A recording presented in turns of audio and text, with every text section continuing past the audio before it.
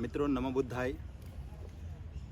जब भी हम ज्ञान की बात करते हैं, शिक्षा की बात करते हैं, स्वाभाविक रूप से हमारा ध्यान किताबों की ओर जाता है, पुस्तकों की ओर जाता है।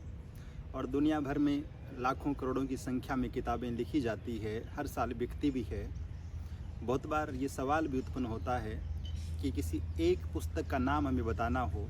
जो पूरी मानव जाति के कल्याण का काम कर सकती है, पूरी मानव जाति को राह दिखा सकती है, पूरी मानव जाति को प्रेरित कर सकती है। तो व्यक्तिगत रूप से जो मेरी सबसे पसंदीदा किताब है, जो ग्रंथ है, उसका नाम निश्चित रूप से बाबा साहब डॉक्टर अम्बेडकर द्वारा लिखा गया बौद्धों का सर्वश्रेष्ठ धम्म ग्रंथ द बुद्धा एंड हिज धम्मा है, जिसे हिंदी में हम बुद्ध और उनका धम्म ग्रंथ कहते हैं। और निश्चित रूप से सारे के सारे त्रिपिटक साहित्य का जो सार है वो इस किताब में, इस ग्रंथ में हमें पढ़ने को मिलता है। और इस ग्रंथ की लोकप्रियता इस वजह से भी है क्योंकि पिछले कुछ दशकों में धम्मभूमि आंदोलन के माध्यम से परम श्रद्धेय भिक्षु डॉक्टर करुणाशील राहुल जी ने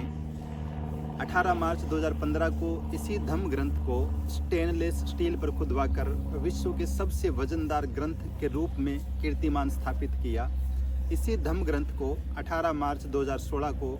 आगरा में देश भर से आए हुए 1,25,000 उपासक उपासिकाओं ने सामूहिक वाचन करते हुए एक और नया विश्व कीर्तिमान स्थापित किया। तो निश्चित रूप से ये धम्म ग्रंथ जो लाखों करोड़ों लोगों के लिए प्रेरणा का स्रोत है,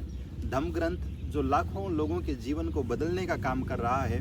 धम्म ग्रंथ जिसे देश भर के ही नहीं पूरी दुनिया के बौद्ध लोग अपने घरों में बहुत ही श्रद्धा के साथ, बहुत ही निष्ठा के साथ नियमित रूप से वाचन करते हैं। तो किसी एक किताब का नाम बताना हो, किसी एक पुस्तक का नाम बताना हो जो सर्वाधिक प्रेरणा देती है, जो सर्वाधिक बेहतर ढंग से आपके व्यक्तित्व को बदल सकती है, आपके व्यक्तित्व में सदाचरण को बढ़ावा दे सकती है, आपकी मानसिकता को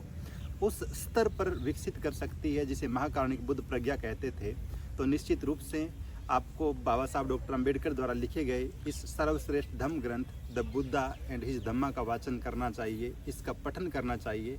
बल्कि मैं तो कहूँगा इसे नियमित रूप से पढ़ना चाहिए, बार बार पढ़ना चाहिए। धन्यवाद।